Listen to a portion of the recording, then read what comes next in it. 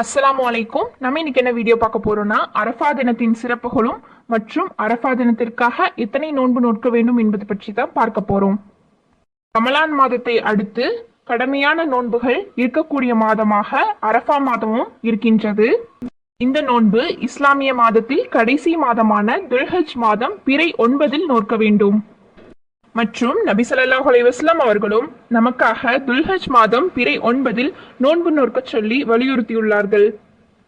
மாதத்தில் போர் புரியவும் பாவ செயல்களில் ஈடுபடுவதற்கும் தடை செய்யப்பட்டுள்ளது. இப்போது நாம் அரஃபா நாளின் சிறப்புகளை பற்றி பார்க்கலாம். அரஃபா நாளில் சிறப்புகள் என்னவென்றால், துல்ஹஜ் மாதம் பிறை 9 அல்லாஹு தாலா நபி ஸல்லல்லாஹு அலைஹி வஸல்லம் அவர்களுக்கு மார்க்கம் எனும் வாழ்வியல் நெறியை முழுமைப்படுத்தினான். ஹஜ் பெருநாளுக்கு முந்தைய நாள் அரஃபா நாளாகும். இந்த நாளில் அரஃபா என்ற மைதானத்தில் ஹாஜிகள் கூடுவார்கள். இதுவே அரஃபா நாளுடைய ஒரு சிறப்பாகும். இப்போது நாம் அரஃபா நோன்பு பற்றி பார்க்கலாம்.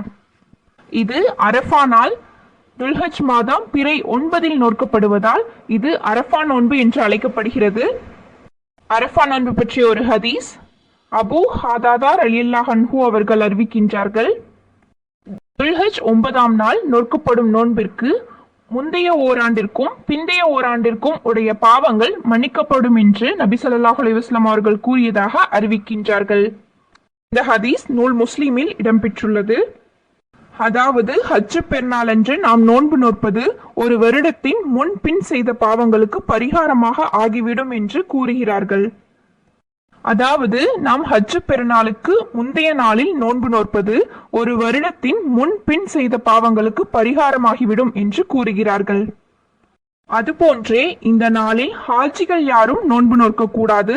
ஹஜ்ஜுக்கு செல்லாமல் இருப்பவர் மட்டுமே ஹஜ் பெருநாளுக்கு முந்தைய நாள் நோன்பு நோக்க வேண்டும். அவ்வாறு நோக்கக்கூடிய நோன்பானது சுன்னத்தாகும்.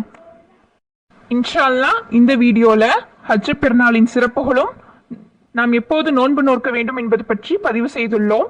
இந்த பதிவில் நீங்கள் பயன்பெற்றால் உங்கள் குடும்பத்தார்களுக்கும் நண்பர்களுக்கும் சாய்ந்து நன்மையை பெற்றுக்கொள்ளுங்கள். அஸ்ஸலாமு அலைக்கும். இந்த வீடியோ பிடித்திருந்தால் லைக் செய்து நம்ம சேனலை சப்போர்ட் பண்ணுங்க.